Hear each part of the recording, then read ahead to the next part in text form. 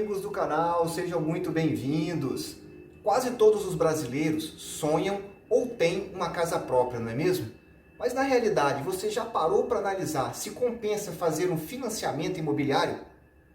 Este é o seu canal de economia e de investimentos. Vininvest, seja muito bem-vindo. Nesse vídeo de hoje, nós falaremos então sobre o financiamento imobiliário. Falaremos sobre as principais características dele e principalmente falaremos para você que ainda não fez um financiamento imobiliário e também para você que já fez e entender um pouco melhor como que você pode aperfeiçoar esse modelo de investimento entre aspas. Eu já quero te antecipar que este com certeza será o vídeo mais importante e mais polêmico do nosso canal, porque ele vai trazer informações para você que talvez você ainda não tenha ouvido falar sobre o financiamento imobiliário. Então, está preparado? Te convido para se inscrever no canal, ativar o sino de notificação, porque o vídeo já vai começar e nós vamos direto ao assunto a partir de agora. Para começar, eu quero te falar que eu não quero recomendar absolutamente nada nesse vídeo. Primeiro, porque eu não posso. E segundo, porque realmente cada um sabe da sua necessidade, dos seus interesses e da forma como investe os seus recursos. Dito isso, eu quero te dizer uma afirmação bem forte para que você tenha reflexão.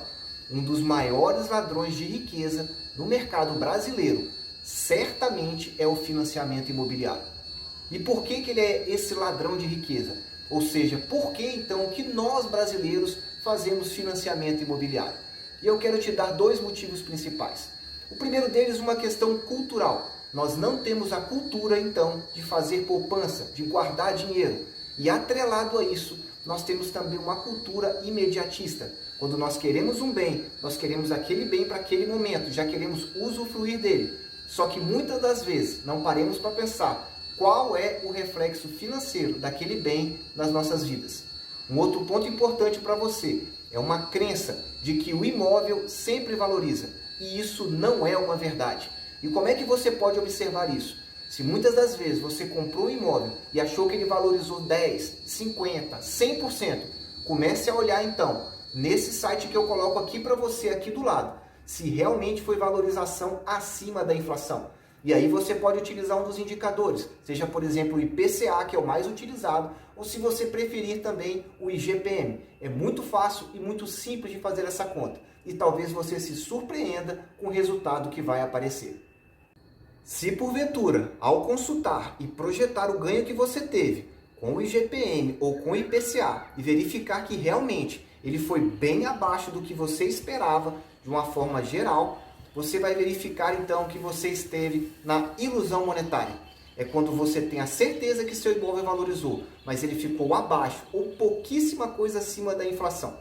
E isso é extremamente prejudicial para a sua saúde financeira. Mas então, por que muitas pessoas estão fazendo investimento imobiliário e esse mercado voltou a crescer rapidamente? É importante você saber que nessa data que eu gravo esse vídeo, no início do mês de outubro de 2020, a taxa de juros, taxa Selic, é a mais baixa do mercado. Nunca esteve tão baixa. Então, esse tipo de investimento, o investimento imobiliário, cresceu muito. Só que o que nós temos que reparar não é a taxa de hoje, mas a taxa para o futuro. E o mercado já precifica um aumento nessas taxas de juros.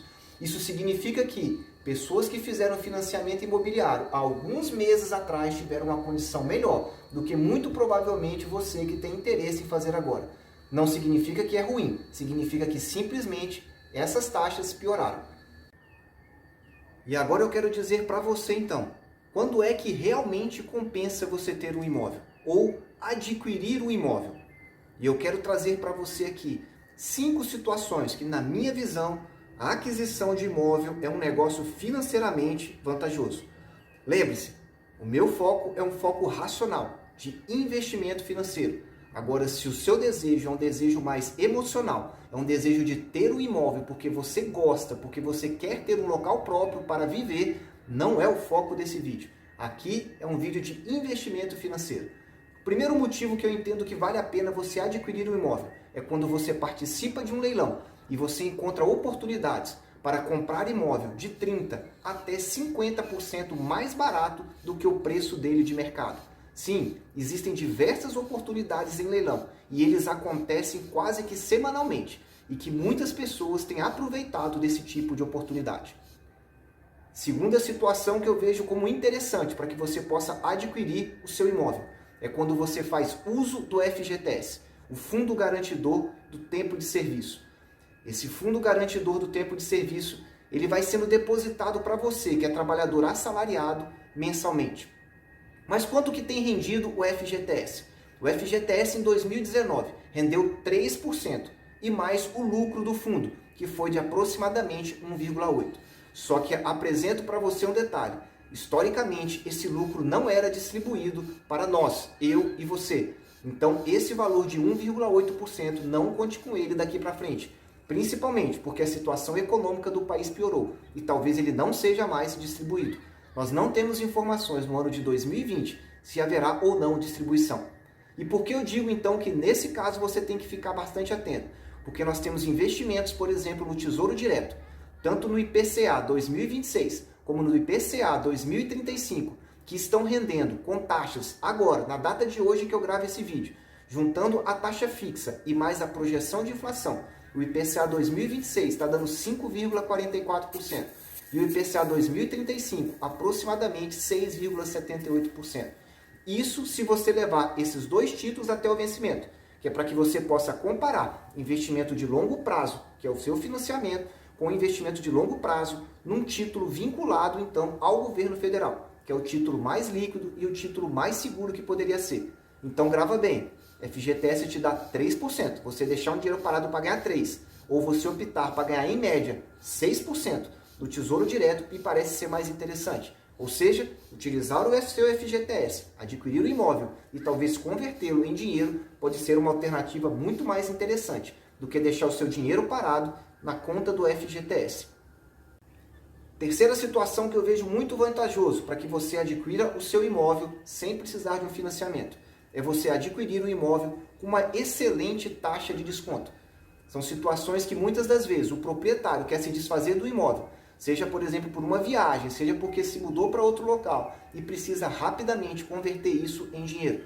Então, nesse caso, se você adquirir o imóvel com uma taxa de desconto bem interessante, também vale a pena você pegar este imóvel, principalmente se for um imóvel em bom estado e bem localizado. A quarta situação que eu verifico que é uma possibilidade interessante para você fazer aquisição de imóvel é por meio do programa Minha Casa Minha Vida, na qual os juros são subsidiados. Só que aí tem alguns critérios que talvez possa você não estar enquadrado. O primeiro critério dele é que tem que ser o primeiro apartamento que você tenha. E o segundo critério é que a renda familiar seja de até R$7.000. Além desses dois critérios, tem outro importante. Para você ter taxa vantajosa, e aí eu estou falando de taxa em torno de 5,5%, você teria que ter uma renda de, no máximo, R$3.600. E pode ser que a sua renda familiar, ou é bem provável que a sua renda familiar esteja acima desses valores. E aí, esse não seria um exemplo muito adequado à sua realidade. E o quinto critério, ou a quinta situação que eu entendo ser importante para você adquirir o imóvel, é se você vai comprar o imóvel e você tem informações bem seguras que naquela localidade você vai ter uma valorização do imóvel. Seja, por exemplo, porque vai ter um posto de metrô, seja, por exemplo, um shopping que vai abrir, uma rodovia que vai ser construída ali próximo, enfim, algo que vai trazer para você um retorno, entre aspas, garantido, ou uma expectativa muito alta de que seu imóvel vai valorizar num curto tempo. Esses 5 fatores para mim, ou essas 5 situações, são as situações que justificam hoje você ter um imóvel residencial, para você realmente ganhar financeiramente. Mas agora eu quero falar para você que decidiu realmente fazer um financiamento, decidiu que realmente você quer adquirir um imóvel, principalmente um imóvel residencial, e vai partir para o financiamento. Eu quero te passar aqui algumas informações importantes.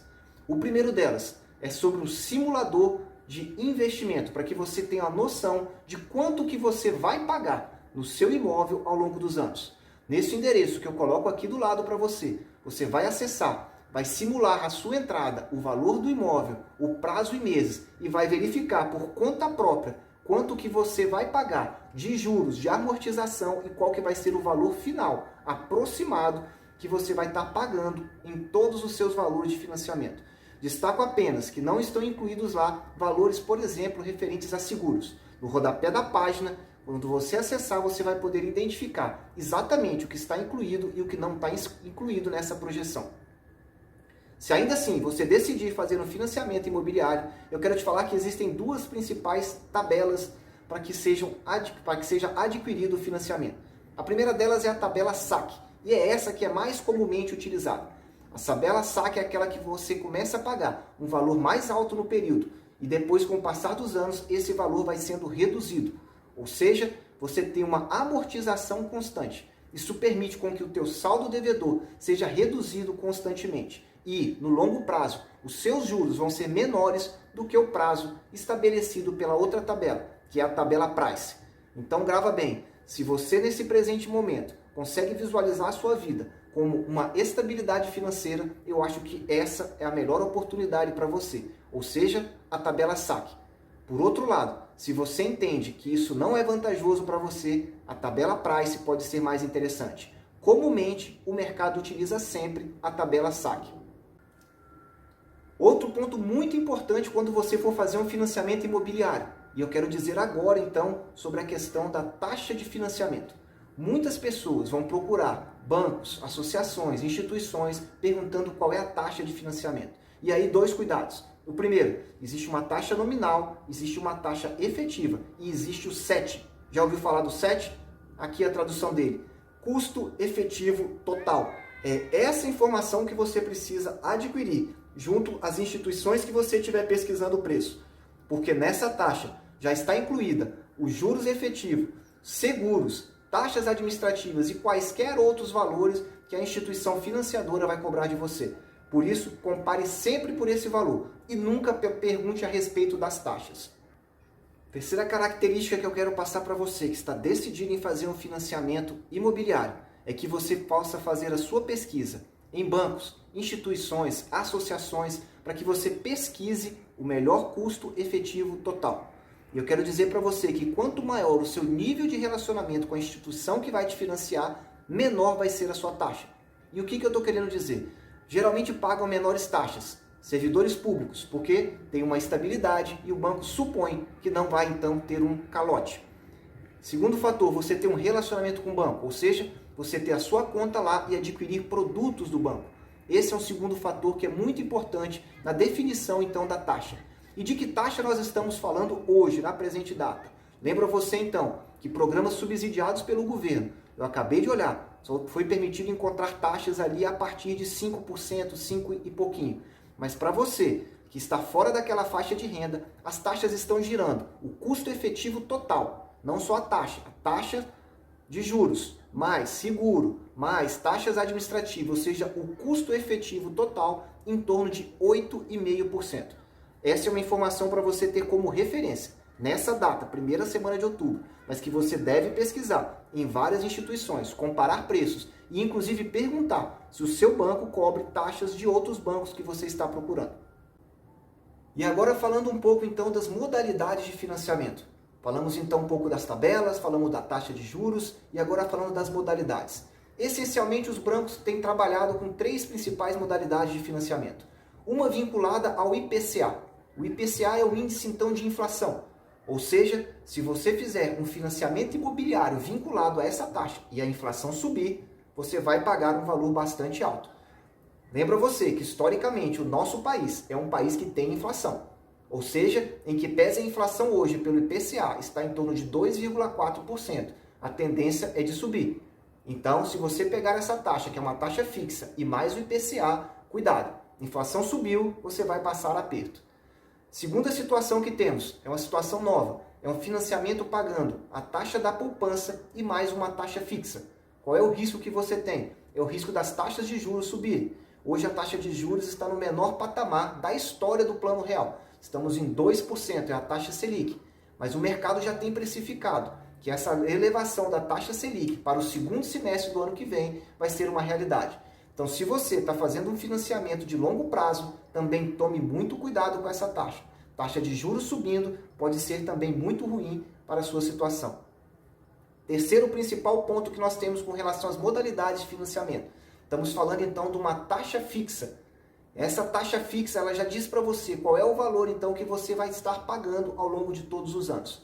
Se você quer segurança e vai fazer um financiamento de longo prazo, 5, 10, 15 anos, talvez essa taxa consiga fazer com que você faça o seu planejamento financeiro de uma forma mais adequada. Por outro lado, se você vai pegar no financiamento de curto prazo, aquelas duas outras opções podem ser mais interessantes. Por fim, eu quero encerrar passando para você 3 informações importantes finais. Você que já está fazendo financiamento, já está pagando, que você comece a observar o primeiro, a possibilidade de você quitar ou antecipar sempre que possível o seu financiamento. Quanto mais alongado ele estiver, mais juros você está pagando e mais dinheiro você está deixando para o banco, para a associação ou para a instituição que está financiando você.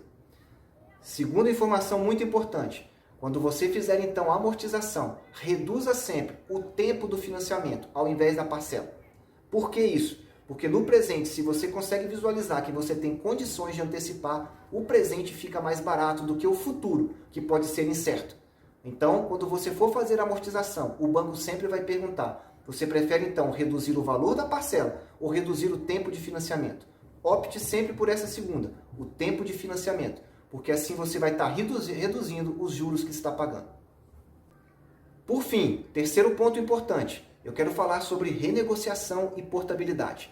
Se você tem um financiamento já realizado há mais de um ano, eu sugiro você procurar o seu banco para verificar se ele tem taxas mais vantajosas, ou seja, verificar se ele renegocia o seu financiamento. É bem provável que o seu banco pergunte qual é a proposta que você tem de outros bancos, de outras instituições. E aí cabe a você, então, fazer uma pesquisa na sua região, fazer uma simulação de novos investimentos e trazer para o seu banco, caso você queira continuar nele. É muito comum os bancos solicitarem isso. Se porventura, depois de levada a proposta para o banco, o seu banco não cobrir a proposta, fica aí a seu critério realizar então o que o mercado chama de portabilidade de crédito. Ou seja, você pegar o seu financiamento e migrar para um outro banco ou uma outra instituição do seu interesse.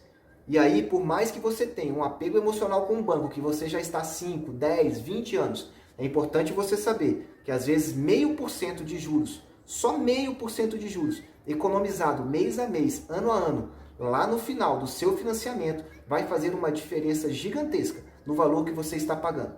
É claro que quando você fizer uma portabilidade de crédito, você vai pagar novamente valor de avaliação do seu imóvel, valor de taxas cartorais, mas ao longo do tempo, se você financia por mais de 5, 10 anos, esse tipo de taxa chega a ser simbólica no ganho que você vai ter com redução de taxas de juros. Por fim, quero te dizer que o propósito desse vídeo não é te convencer de nada, mas trazer informações para que você possa avaliar melhor a sua decisão, primeiro de aquisição de imóvel, segundo de realização de investimento do ponto de vista racional, estritamente olhando para o lado financeiro. Sei sim que existem inúmeros outros critérios. Eu mesmo já fiz financiamento imobiliário e há pouco menos de um ano consegui quitá-lo. Mas sei dos riscos, dos valores envolvidos e por isso eu trago esse alerta para você. Desejo, do fundo do coração, que você possa estar sempre na presença de Deus. Invista seu tempo com a sua família e utilize os seus recursos da maneira mais radical. Se você gostou desse vídeo, inscreva-se agora no canal. Aqui embaixo tem inscreva-se. Clique no sino e, por fim, se esse vídeo te ajudou de alguma forma, dê um super like. Aguardo você até o próximo vídeo. Tamo junto?